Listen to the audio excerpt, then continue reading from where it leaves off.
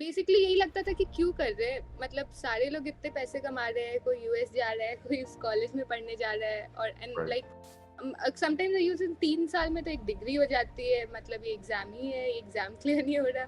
Civils daily I think YouTube पे ऐसे videos देखते रहते ना कुछ कुछ, तो उसमें सजल सर का वीडियो था and he was so confident कि ऐसा मतलब इट विल इम्प्रूव, एंड ये रहता है कि जो मेंस दे चुके हैं वही ज्वाइन करते हैं।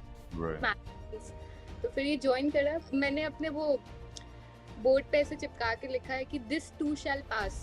अनफॉर्चुनेटली प्रिया, इस बार अगर नहीं होता, क्या आप अगले बार देते पेपर? तो इसमें तो सिविल्स डेली में एक मैम थी, I don't remember her name, Sukanya, but हाँ she really help me a lot. कि पहले मैंने ऐसा बड़ा फेमस टेस्ट सीरीज कर चुकी हूँ बट उससे मेरे को कुछ बेनिफिट नहीं हुआ था, और 74 मार्क्स 73 मार्क्स तो एक्सपेक्ट नहीं किया था मेंस, पहले मेंस में एथिक्स में 73 इतने अनएथिकल थोड़ी है, but so I moved out of the village, my father brought me, and at that point of time everybody around me they used to taunt my father कि ये एक picnic पे जा रहे हैं और कुछ दिन में वापस आ जाएंगे, क्योंकि पिकनिक जो है वो ज़्यादा दिन तक तो लास्ट नहीं करती। कौन नहीं चाहता कि उसका मेंटर एक यूपीएससी रैंकर हो।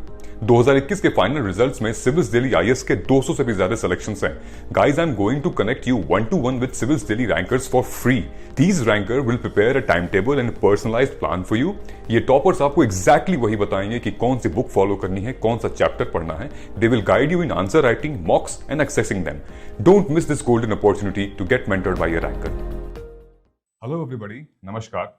उम्मीद है आप सब अच्छे होंगे, मजे में होंगे, खुश होंगे। टॉपर स्टॉक विद सिड के इस सीरीज के एक नए एपिसोड में आप सभी का ढेर सारा स्वागत है।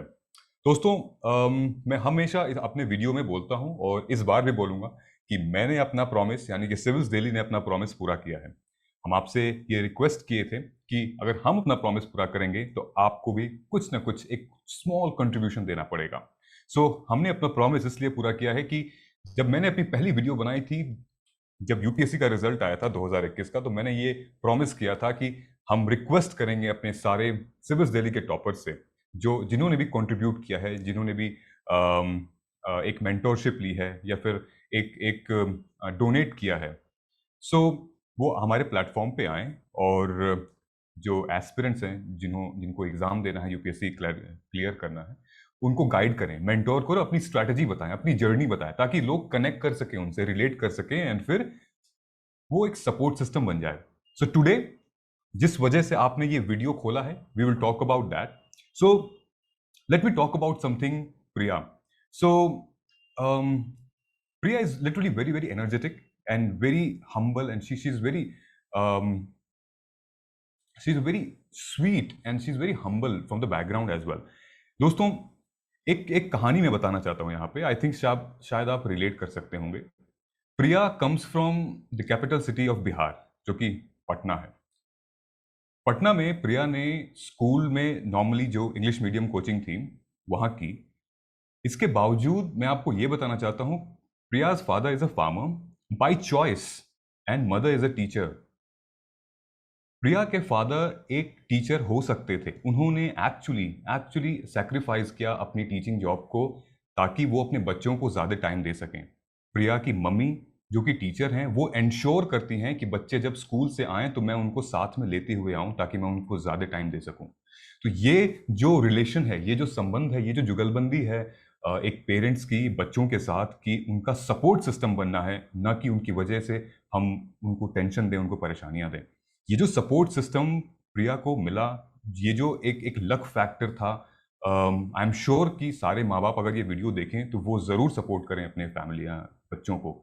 और इसी सपोर्ट सिस्टम की वजह से आज हमारे सामने Priya, who is all India rank 284, has cracked UPSC in a second attempt. So, ladies and gentlemen, please welcome Priya Rani from Patna, Bihar, cracked UPSC in second attempt, all India rank 284. So, Priya, thank you so much. Thank you so much for your time, and your entire journey is actually an inspiration for those who actually wanted to crack this exam from scratch. Yeah, thank you for having me here. Yes, this exam has been actually, it's a stressful journey, I would say. जैसे वो एक movie है ना प्यार का पंचनामा, उसमें that actor always gives you that 10-minute monologue. So Right. many times while preparing with my friends, I used to give that 10 minutes monologue that UPSC mein human resource is getting wasted, we're just studying, skill is not getting updated. But still after that 10-minute monologue, I'll get back to my studies because I knew यही करना है, अब जो भी हो रहा है यही करना है. So this is the one thing that is very important, that even if you're sad and depressed, just get out of that depression zone somehow, take help and just get back to your studies, क्योंकि बिना पढ़े तो होना नहीं है. Of course. दोस्तों एक ना संस्कृत में उपनिषद में एक लाइन लिखी गई है, बहुत इंपॉर्टेंट लाइन है, वो हर बार लोग बोलते हैं क्योंकि मैं भी एक मेंटर हूं, सो आई गाइड स्टूडेंट्स. संस्कृत में वो लाइन कही जाती है, वितर्क भावने प्रतिपक्ष भावनम, मतलब कि you stay away from the negative words. So whatever you are saying, stress, tension, anxiety, ये सारे नेगेटिव वर्ड्स हैं. Even though you are not stressed, the moment you will say I am stressed, you will get 10 times stressed क्योंकि आपका brain signal करेगा आपको. So, and what Priya has done, definitely she has fought these odd situations. So, अभी कैसा लग रहा है प्रिया? अभी अच्छा लग रहा है, कुछ टाइम के लिए तो अभी अच्छा लग रहा है, मतलब बिकॉज इट्स मोस्टली हमारे लिए तो लगता है कि चलो थोड़ा टेंशन खत्म हुआ, but in fact when you see your parents, you know, people around you, they are more happy than you. आपके लिए तो बस एक टेंशन थोड़ा रिलीज होता है, बट उनके लिए it's more you know happy and proud moment कि you know finally exam clear हुआ.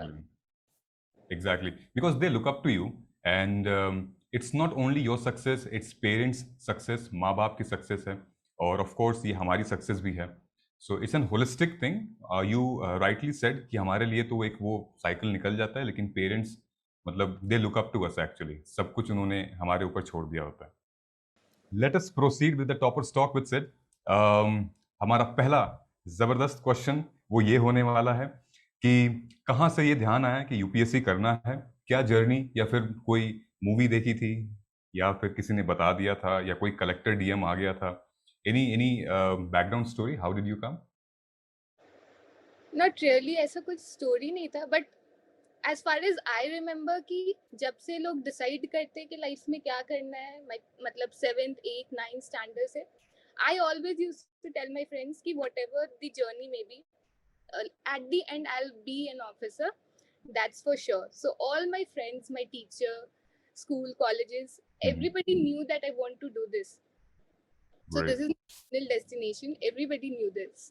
So from a very, very, very beginning, I was very sure. I did not write any other exam, CAT and GATE, everything that people were writing in my colleges. I did not, because I knew I want to write this exam only, no other exam. Right? Wow, this is called focused and consistency. That's amazing. बहुत लोग कहते हैं plan B ले लो, ये कर लो, state का दे दो, but if you are giving 1000% at what you have decided, so I think result आपके सामने है. Right. That I had decided कि अभी यही एग्जाम पे फोकस करना है. People used to say कि ये भी दे लो, ये भी दे लो, ये भी दे लो. I said no, I'll just write this exam. I had decided I'll give 3 attempts, and I think beyond this exam also there is future which I can explore. I'm an engineer, so I think I can explore anything around me. So I had decided UPSC is the one exam that I'll give. Right, great. So दोस्तों यहाँ पे एक छोटी सी story मैं बताना चाहता हूँ यहाँ पे.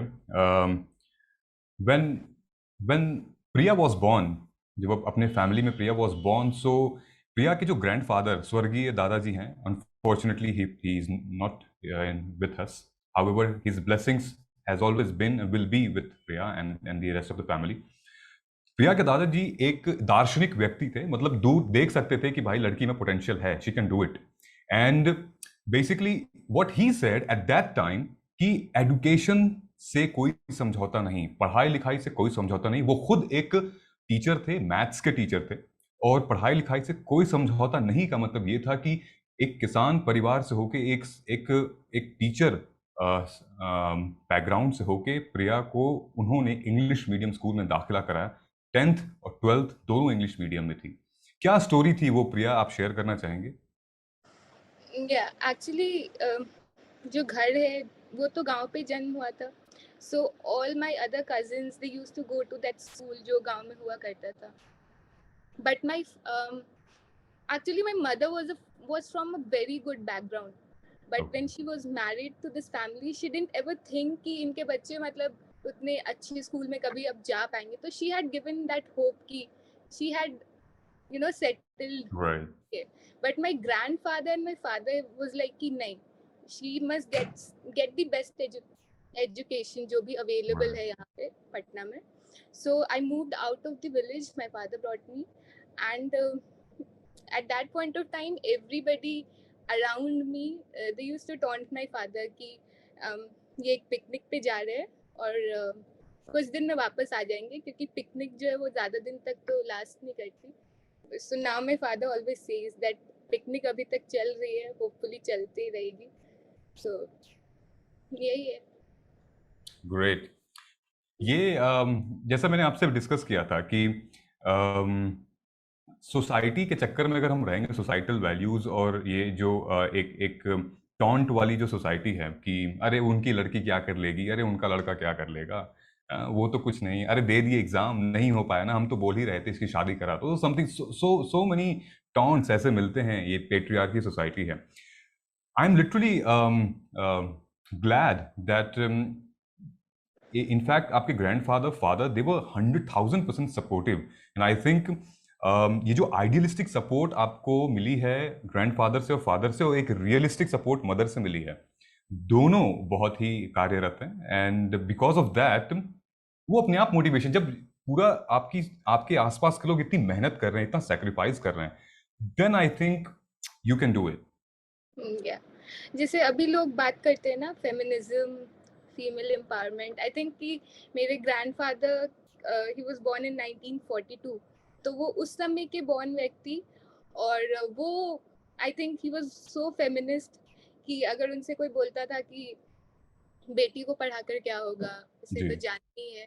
सो I remember he told one of his brother that it is more important to educate your girl, because लड़के तो हमारे पास रह जाते हैं, बट अगर लड़कियां कहीं जा रही है तो वो इंडिपेंडेंट होनी चाहिए. कुछ भी हो सकता है, I don't know which family she will go, but she should be independent. तो ये सब लगता है कि अभी के जमाने के अकॉर्डिंग भी वो ज्यादा मॉडर्न थे. Right, definitely. ये एक परिवार की बात होती है, ये मानसिकता है हर एक इंडिविजुअल की. We can not say that the entire society is something like that. Your grandfather was a part of that society, but his thinking was entirely different. And so does the entire children. जो भी father हैं, mother हैं, वो reciprocate होता है. But I think the seed जो भी seed वो जमीन में डाल रहा है, जो seed बो रहा है, वहां पे वो उसका रोल बहुत इंपॉर्टेंट पड़ता है. वो कैसा पेड़ चाहता है, आम का या बबूल का. ग्रेट. मजा आ रहा है कन्वर्सेशन में प्रिया के साथ. So let us start from the beginning.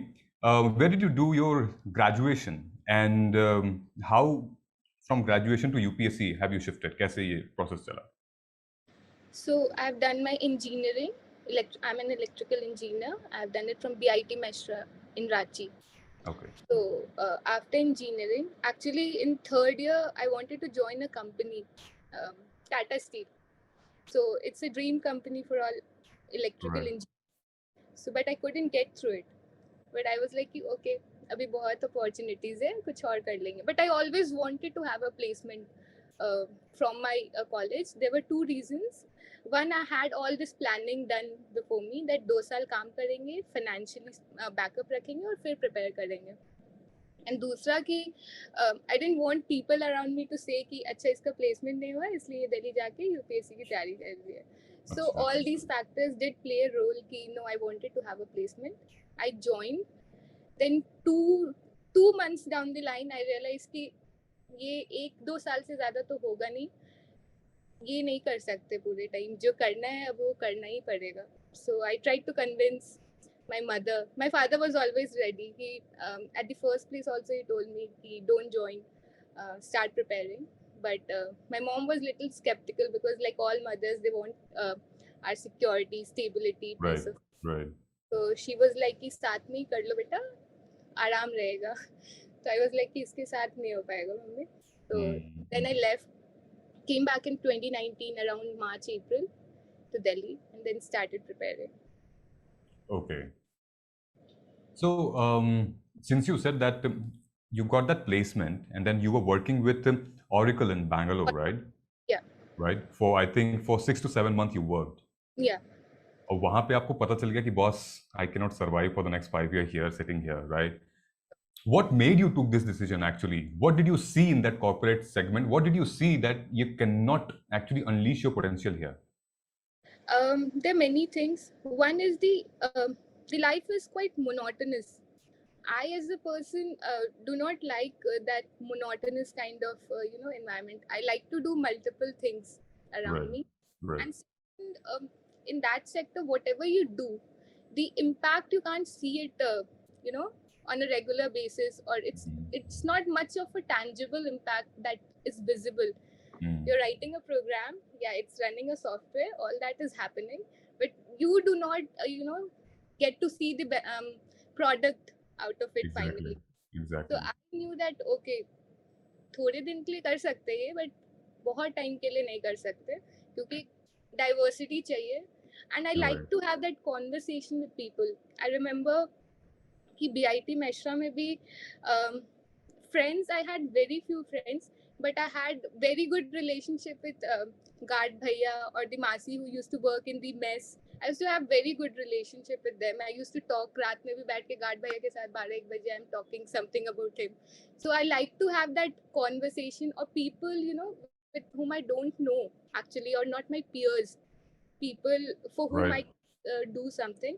So I always knew कि ये type के लोग के बीच में ही मेरे को काम करना है, वो ज़्यादा अच्छा लगता है.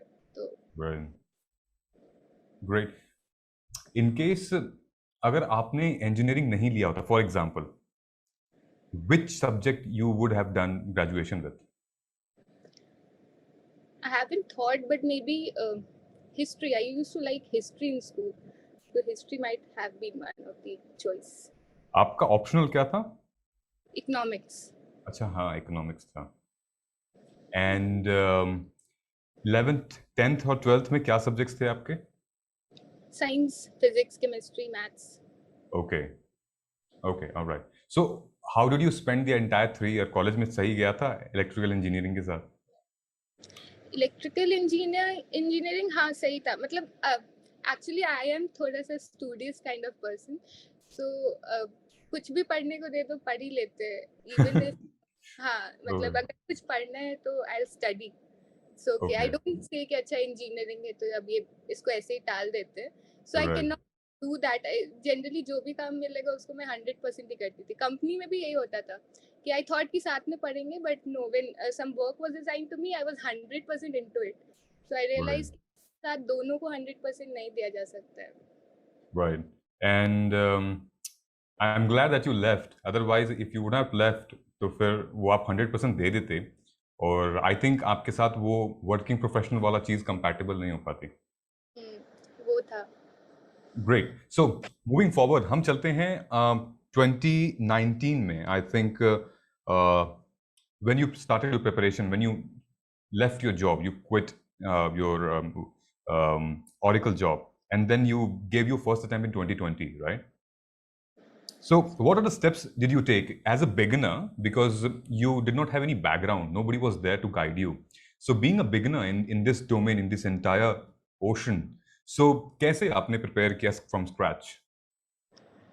So ऐसा जैसे लोग बोलते हैं एक स्ट्रैटेजी होना, तो जब हम इनिशियली आते तो एक्चुअली हमारे पास कोई स्ट्रैटेजी नहीं होता. हम गलती करते हैं और फिर ही सीखते हैं. जब बन जाते तो लगता है कि अरे हमारे पास तो कोई स्ट्रैटेजी था और उससे क्लियर हो गया. ऐसा होता है नहीं में.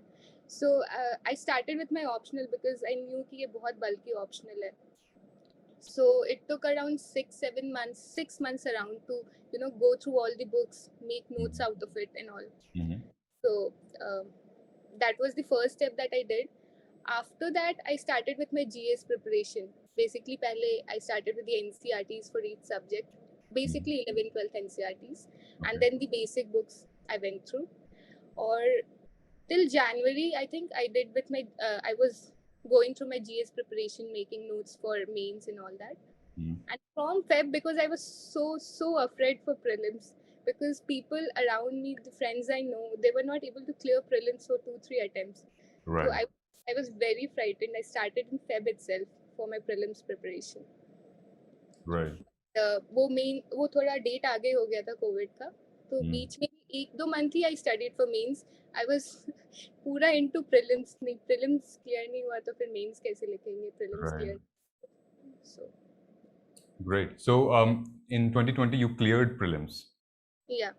और वो वाला फेज बताइए जो 1 महीना प्रीलिम्स आपने देने के बाद फिर ये टाइम गुजारा, बिकॉज ये वही टाइम है, अभी प्रीलिम्स दे दिए हैं बच्चे और ये वही टाइम है. So how would you relate 1 year back?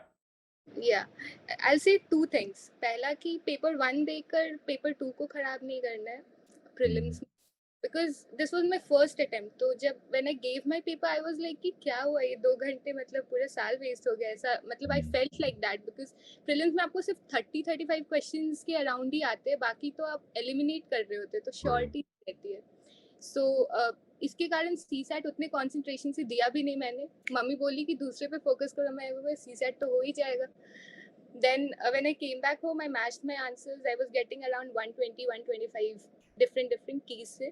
तो I was happy कि चलो clear हो रहा है. Then somebody told me CSAT भी मिला लो. And उसके keys इतने vary कर रहे थे.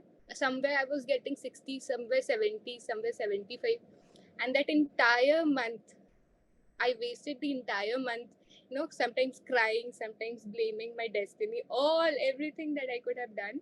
I should not have done, but I did. So I think कि अब एक से मैच कर लो और पढ़ना शुरू कर दो, और बाकी जब रिजल्ट आएगा तो पता चल ही जाएगा कि होना है कि नहीं होना है. पढ़ना तो है ही, इस बार के लिए नहीं है, अगले बार के लिए. Right. Of course, we should not just. I think we should detach ourselves from the results. Yeah, true.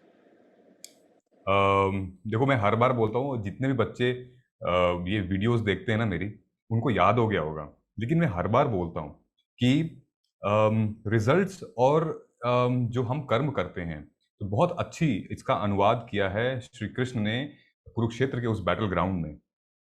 Arjun के सामने कृष्ण ने ये बोला था कि कर्मणे वाधिकारस्ते मां फलेषु कदाचन मां कर्म फला हेतु भूर्मते संगोत्सिवा अकर्मणि. रिजल्ट आपके फेवर में हो ये आप नहीं सोच सकते. रिजल्ट आपके सोचने के अलावा कई सारे ऐसे फैक्टर्स हैं जो कि डिपेंड करता है. Not only because your thinking, there are various factors. It's better you do your karma, do with 100% निष्ठा, 100% कॉन्फिडेंस. उसके बाद आप भूल जाओ, आप आगे बढ़ो. राइट? ग्रेट. सो 2020 में तो अनफॉर्चुनेटली मेंस नहीं हो पाया था क्लियर. And 2021 में, then what did you do extra, or where did you focused that you cracked this exam and you are sitting here and we are discussing Topper's Talk? एक बहुत important change, मतलब मेरे को जो लगता है कि monthly compilations are very good actually, but you should not, for me I think you should not just replace newspapers with that. Newspapers एक बहुत ही लॉजिकल फ्लो में जो है करंट अफेयर्स में जो चल रहा होता है उसको वो हेल्प करते हैं आपको याद रखने में. सो आई थिंक मेंस का जब रिजल्ट आया था उसके आई न्यू कि होने वाला नहीं है, क्योंकि 1 मंथ तो वेस्ट ही किया था, तो रोना धोना कुछ भी नहीं कर रहा था मेंस के बाद.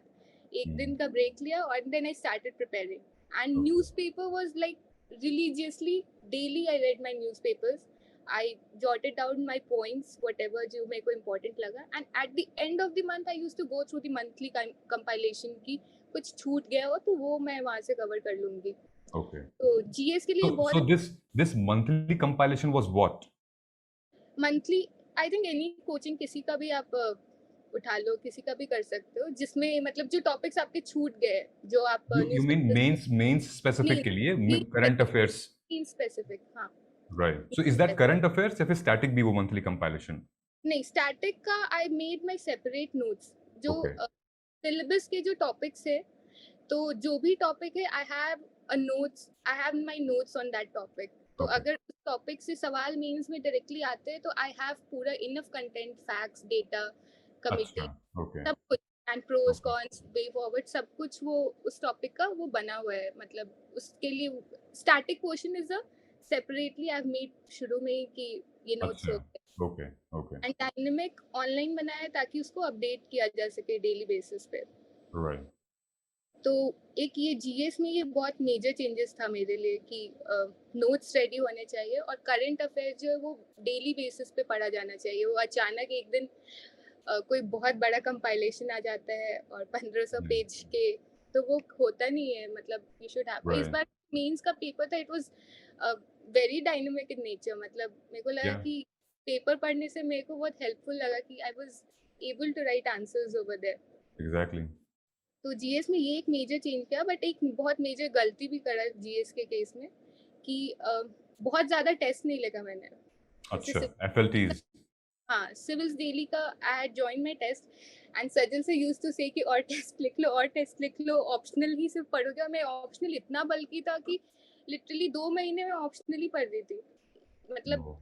hardly 1 month I could give to my GS and he was after me कि टेस्ट लिखो. मैं मुश्किल से इतना वो डांटे तो फिर I just wrote one full test and he gave a lot of suggestions. तो कोई आपको सजेशन देते तो आप उसको इम्प्लीमेंट करोगे पहले, हॉल में जाने से पहले थोड़ी वहीं जाके Right. करोगे. Right. Right. तो that was I think one of my mistakes. और अच्छा स्कोर हो सकता था अगर और टेस्ट लिख के उसको इम्प्लीमेंट किया होता. बट बहुत सारे suggestion I think I could implement in actual exam also. Okay. But कुछ क्वेश्चंस एक दो लास्ट में कॉम्प्रोमाइज हो गया, स्पीड नहीं था क्योंकि उतने टेस्ट नहीं लिखा. तो आई थिंक टेस्ट तो लिखने ही चाहिए. मतलब वो एक रहता है कि 3 घंटे में आप क्या कंटेंट लिख रहे हो. ऐसे तो Exactly. दिमाग में बहुत कुछ है, ये भी लिख देंगे वो भी लिख देंगे, पर वहाँ होता नहीं है. तो Right. I think content and the speed of writing should reciprocate. वो एक equilibrium में चलना चाहिए. हाँ, ट्रू. स्पीड ऑफ राइटिंग बहुत ज़रूरी है. आई रिमेंबर अभी 2 दिन पहले मैंने एक प्रॉपर इंटरव्यू किया था ऑल इंडिया रैंक 266 अनुराधा का. अनुराधा जीएस पेपर 4 एथिक्स का शी लेफ्ट 40 मार्क्स. वो पेपर चिपका रह गया.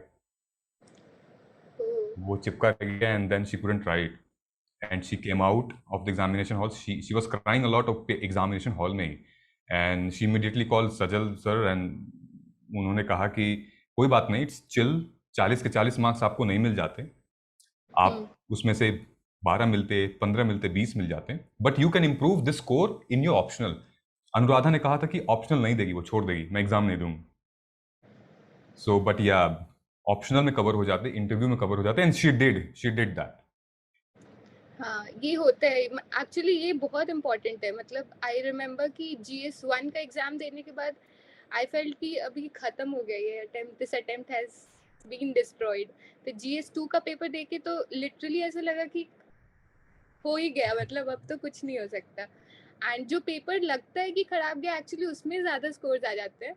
और जो लगता है कि बहुत अच्छा लिख के आए हैं तो उसमें आपको एक एवरेज स्कोर भी आ जाता है कभी कभी. तो इसलिए ऐसा नहीं होता कि लगता है बस कि खराब गया है, बट बहुत बार होता नहीं है खराब. तो क्या आपकी स्ट्रैटेजी थी GS 1, 2, 3, इनकी क्या स्ट्रैटेजी थी आपकी?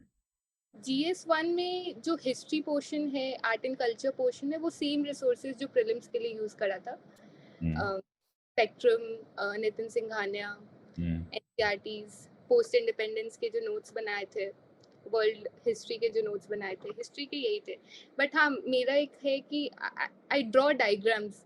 I am very fluent diagrams, maps. तो GS 1 में आई थिंक कि इसीलिए नंबर आ भी गए 101 क्योंकि इतने मतलब जो आंसर्स नहीं आते थे. आई रिमेम्बर एक सब इंडिया इज अ सब कॉन्टिनेंट एक क्वेश्चन आया था, उसमें मैंने 6 इंडिया के मैप बना के उसको एक्सप्लेन किया था कि कितनी ज्योग्राफिकल डाइवर्सिटी है, लैंग्वेज में डाइवर्सिटी.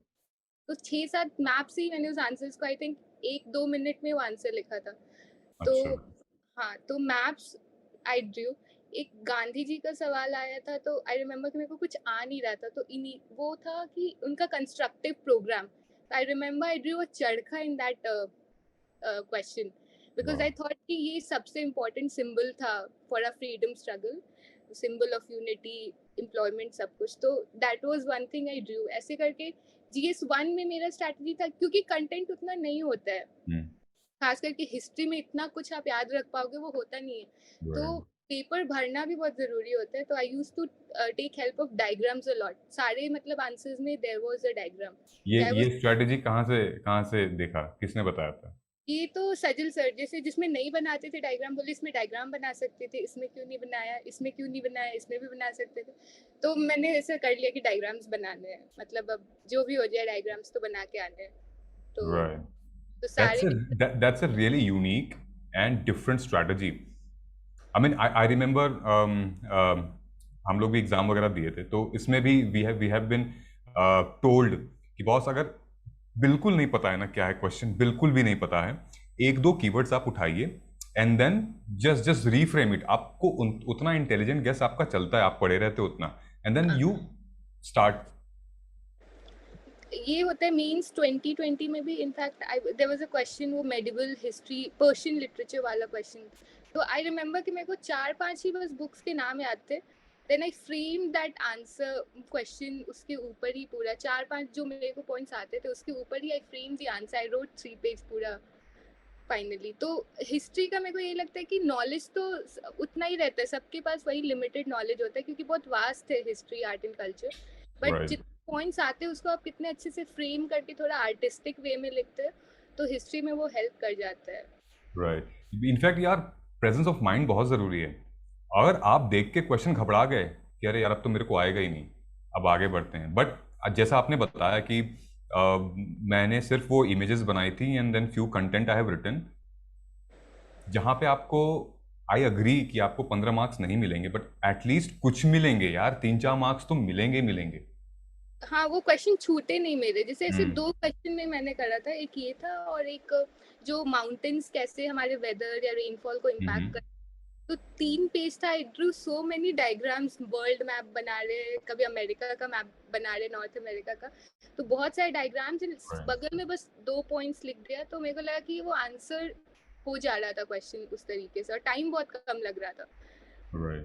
टाइम उतना था नहीं, तो ये था। बट स्टिल मेरे को यही लग रहा था कि हम सिर्फ डायग्राम्स बनाए 2 क्वेश्चन में, तो ये तो कुछ लिखा ही नहीं है, तो खराब हो गया पेपर। तो उसी का टेंशन था। And how did you cope up with your GS4? GS4 में बहुत इम्प्रूव हुआ है मेरा marks. Last year I got 73 और 74 मार्क्स, और दिस टाइम आई गॉट 99। तो इसमें तो सिविल्स डेली में एक मैम थी, I don't remember her name, but हाँ, she really helped me a lot। मतलब I used to write in paragraphs, तो उससे क्या होता था कि एक ही चीज को आप बड़ा सुंदर से बस लिख रहे हो, बट पॉइंट्स तो आप एक ही कन्वे कर पा रहे हो।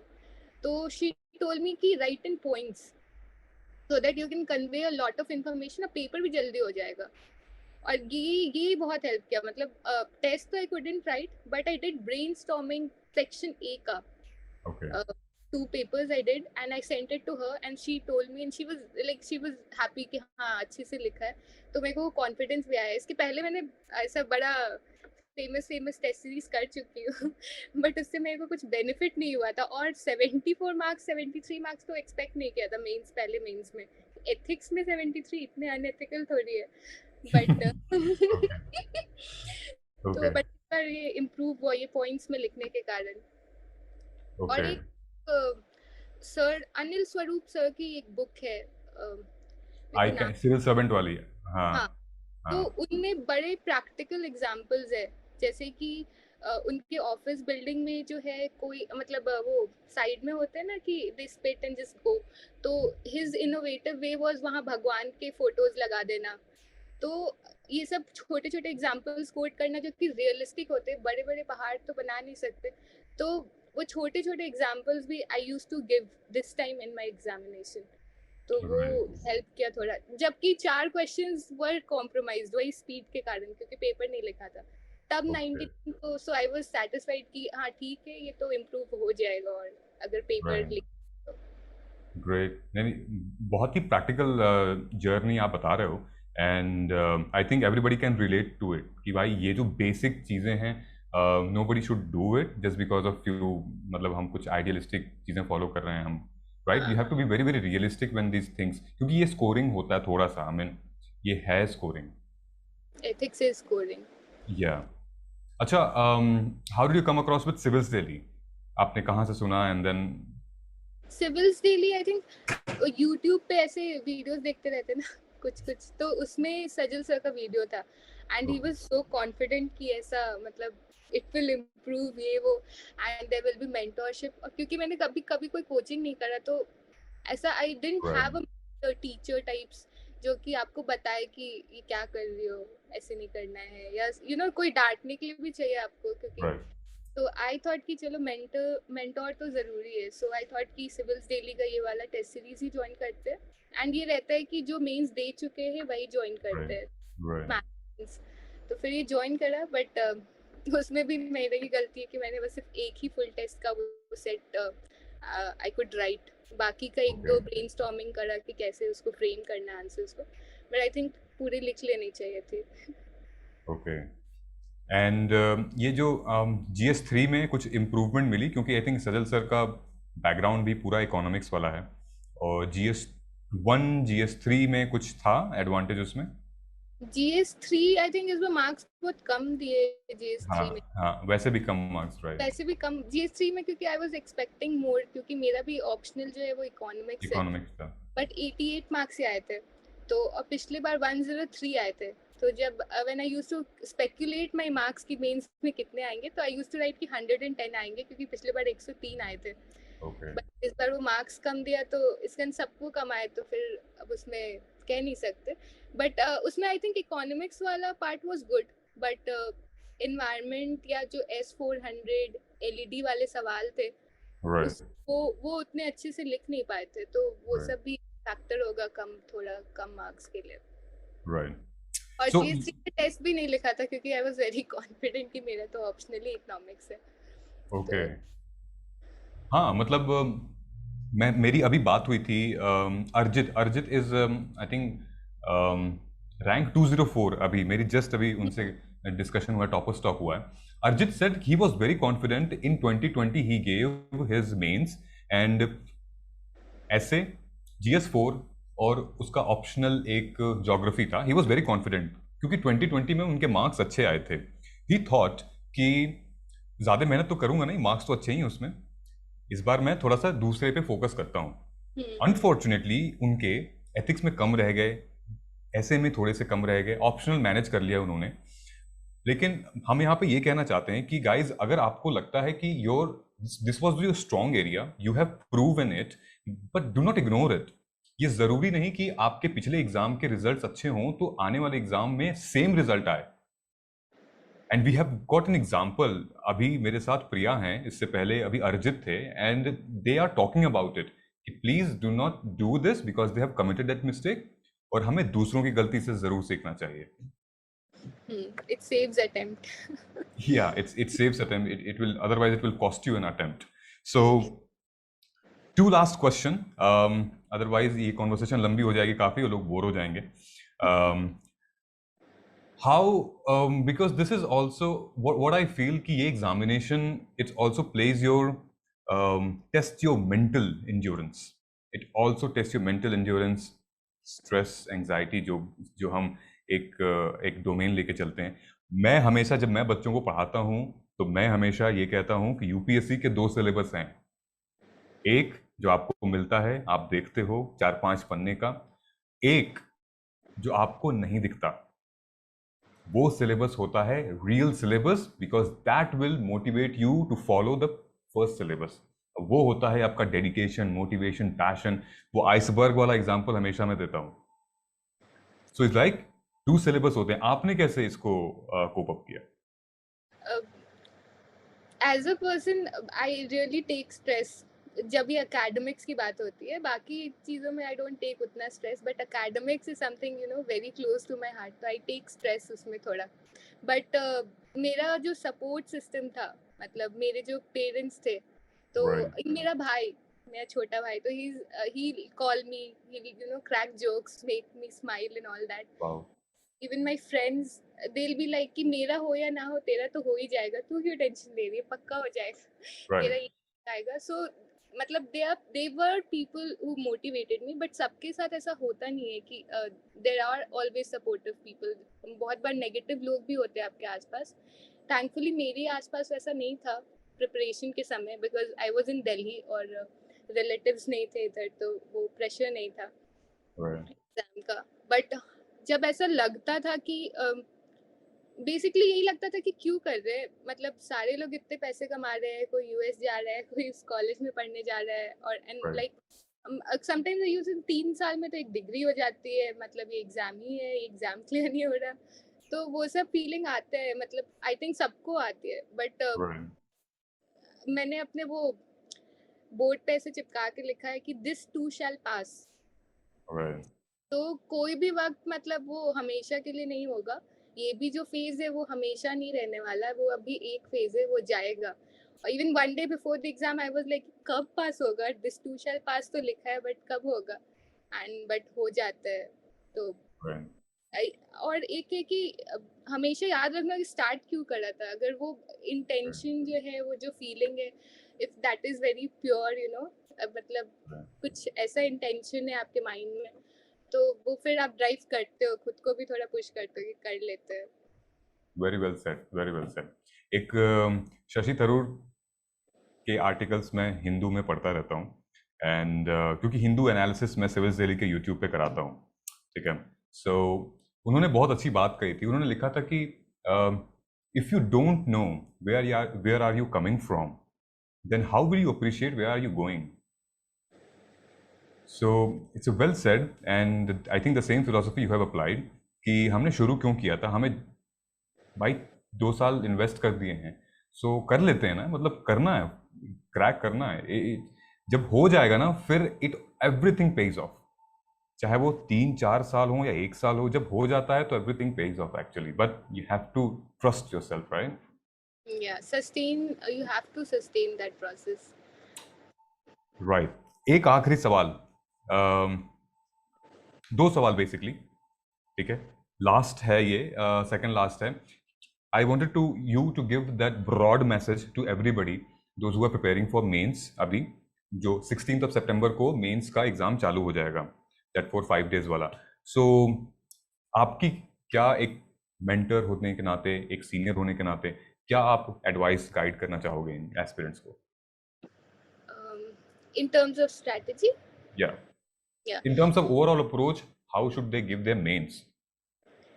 One is I think एक नोट्स जो होते हैं सारे सिलेबस के वो होने चाहिए, मतलब अगर नोट्स नहीं भी बना रहे, बट क्योंकि कुछ कुछ सिलेबस के टर्म्स होते हैं वो डायरेक्टली बुक में नहीं होते, you have to Google it and prepare yourself.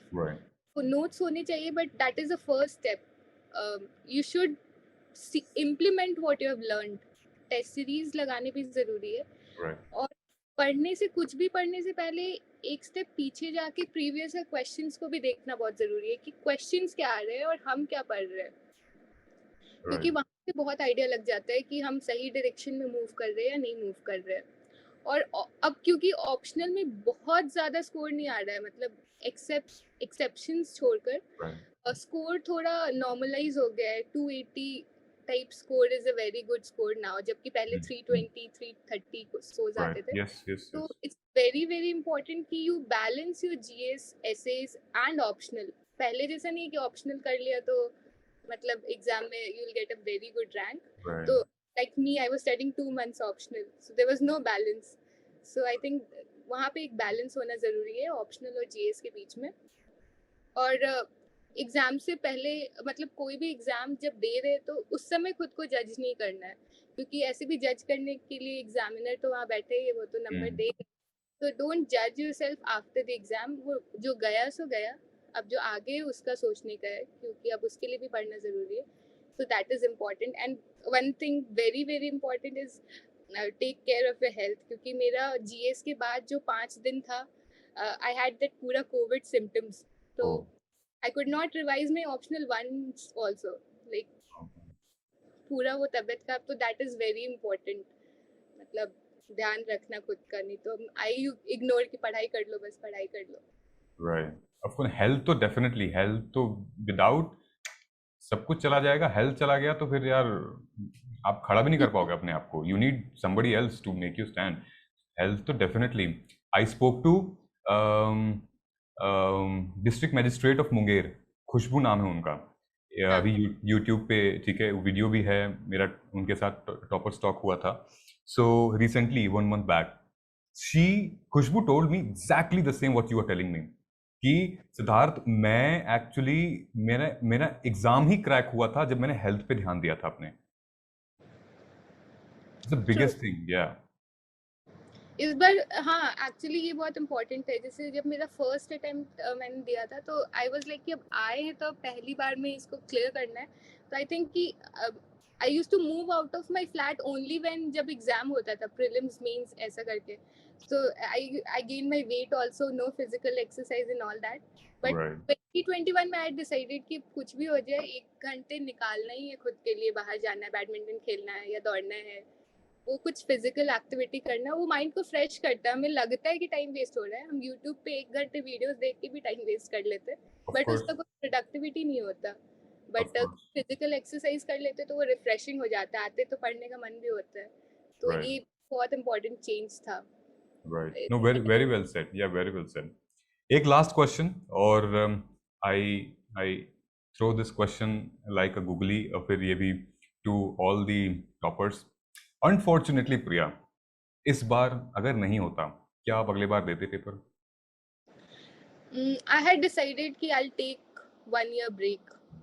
1 year break, and इस break में I'll do something. I'll maybe find a job, और कुछ भी और करेंगे, but कुछ time के लिए I'll take a break. I'll travel, I'll do something, but I'll not prepare this year because I was very much exhausted. I told you because I didn't move out of my home. I was so into the preparation. जैसे लोग थोड़ा enjoy भी कर लेते, थोड़ा पढ़ भी लेते, तो वो sustain कर पाते. I was so exhausted कि सोचा कि 1 साल अभी break लेंगे, कुछ देखेंगे, कुछ और करेंगे, and then I will write my attempt. But thankfully हो गया, तो फिर वो मोटिवेशन भी आ जाता है कि अभी और किया जा सकता है और इम्प्रूव होगा. बट थोड़ा वो हो गया था कि अब थोड़ा एग्जॉस्ट हो गए प्रोसेस से, थोड़ा ब्रेक लेके और वापस आएंगे ये सोच लिया था कि आएंगे. Okay, great. सो अमेजिंग, काफी लंबी कॉन्वर्सेशन हुई, and thank you so much Priya कि आपने यहाँ तक साथ निभाया. And we really appreciate. Thank you so much for your time. Thank you so much for your presence. Yeah, thanks a lot. So definitely stay in touch. We'll meet someday. And once again, all the best in your life and in your career. And Civils Delhi की तरफ से आपको ढेर सारी शुभकामनाएं. Thank you so much. Thank you. All the best. Subscribe to our YouTube channel and press the bell icon on the YouTube app and never miss another update from Civils Daily.